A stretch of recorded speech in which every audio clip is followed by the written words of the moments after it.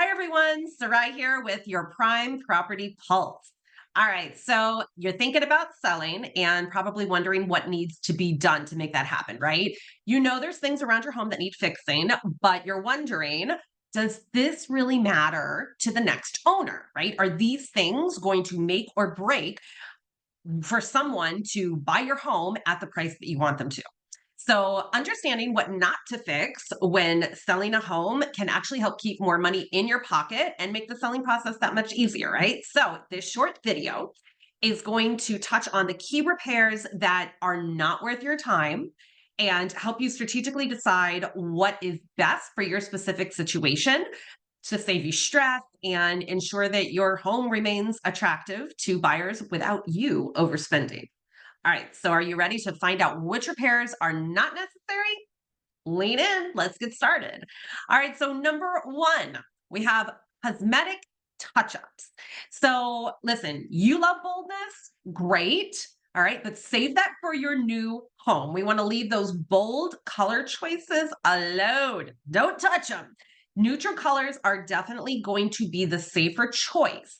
But here's what most people don't even know.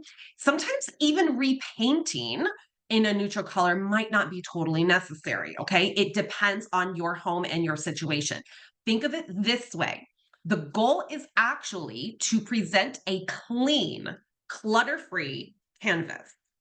Okay, so take things away, take things out of the picture so that way it can help prospective buyers actually picture themselves living in the space without being influenced by those personal touches. Okay, so if you do that and you still find that, some that like maybe the walls are a little like if you have a 5 year old and, the walls are.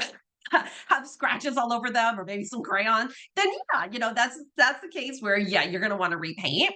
But if it's just something where it's a few years old and maybe that is not the situation, it's the walls were in excellent condition, you get to actually avoid fixing the minor wear and tear because generally buyers are going to understand that, especially any buyers that have, experience with it. So that's something that can actually save you a lot of time and money. Okay, so that was number one. Number two, overhauling the kitchen.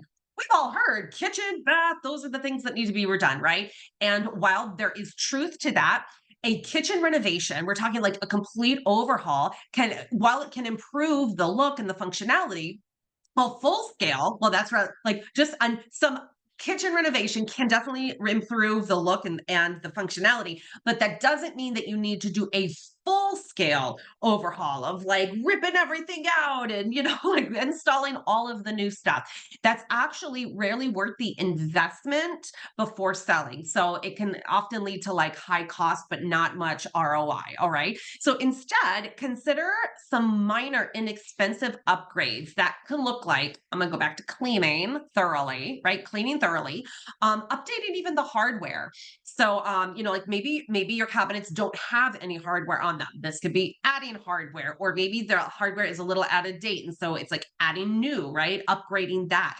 And then this is where adding a fresh coat of paint, neutral if possible, is where this can really come in handy, especially if the cabinets have a little bit of wear of the finish that's on it. All right. So this is where that can definitely come in handy. And it's not going to be super costly for you. Sometimes outdated appliances, it can be very tempting to upgrade those to the newest models, but this is actually where unless they're not functional or like they're have like a visible malfunctioning to them, if that's not happening, you can actually leave them as is. All right. So this is actually something that sellers tend to spend a lot of money on that is not necessary. So again, instead of replacing them, what should we do? Clean them. Ensure they are clean and in good working order. Okay. A good cleaning can really, really go a long way, especially to make a kitchen seem more appealing. So the third thing, bathroom upgrades. Right? Same thing as kitchen. Of course, we have to upgrade the kitchen and the bathroom.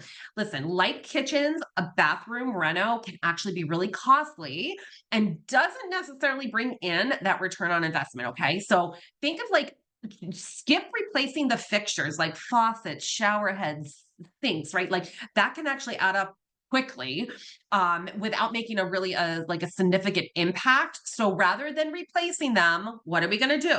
clean them, and make sure that they are fully functional. Do we see a theme here? Yeah. Something else you could do, especially for a bathroom, is like reclocking the tub, or regrouting tiles, or even like making sure that the tile is nice and clean, because that's also something that I see a lot in homes, is that the tile is like, maybe a little iffy on, like on with the grout.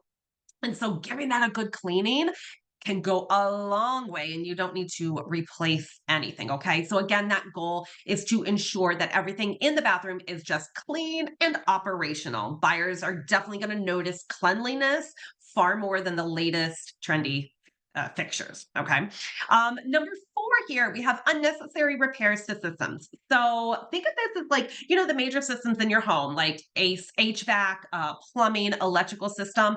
Listen, those are very important, but unless the system is entirely non-functional or like not up to code or something, right? Replacing it is actually often unnecessary. Ensure that it's well maintained, that it's operational, but you don't have to go for a complete replacement. Instead, just focus on that they are functioning correctly. And of course, like, you want to address any critical issues, right? But you don't have to proactively upgrade it. So, among a common concern among buyers is just whether or not the system is reliable. So, address any major issues like leaks or faulty wiring, things like that, but you don't have to invest in a complete overhaul. Okay. Just some additional things to consider. Refrain from extensive tile work. So, again, like, having to like take it out, put in a new tile, not needed. Landscaping overhauls are not needed. Again, we're talking about like what brings in more money, right? So like, you don't have to go through all of that. Replacing functional doors and windows, if they are functional, don't worry about that. Don't focus on that. And same thing with basement renos. So unless there's like some major issues with the basement, you can actually forgo that as well. So instead, here's what you can focus on: strategic improvements. Think about spending money on what does impact a buyer, which is, you guessed it, cleanliness, neutral appeal. Okay, so again, going back to those neutral colors. If you do need to paint anything, make it neutral. White is great. Clean slate. Think about repair essentials and well-maintained systems. So repair the things that are like critical and just keep the systems well maintained. Go for simple curb appeal.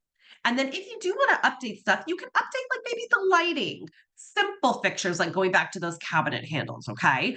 So these are some tips that give you direction, that give you like some direction to go in. But listen, do not wait until you've done it all to give me a call. You got to get started now, especially if you want to get that home sold in the next 3 months. Right. So book your time with me now.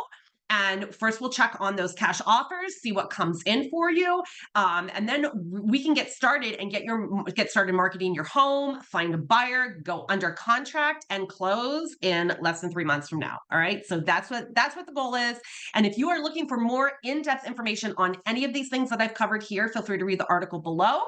And give me a call. You can email me. My number 919-236-9437, local to this area in the Raleigh, Durham, Cary areas. So if you have any questions, I am here. Thanks so much, y'all, for joining me. And I will see you next time in the Prime Property Pulse. Bye.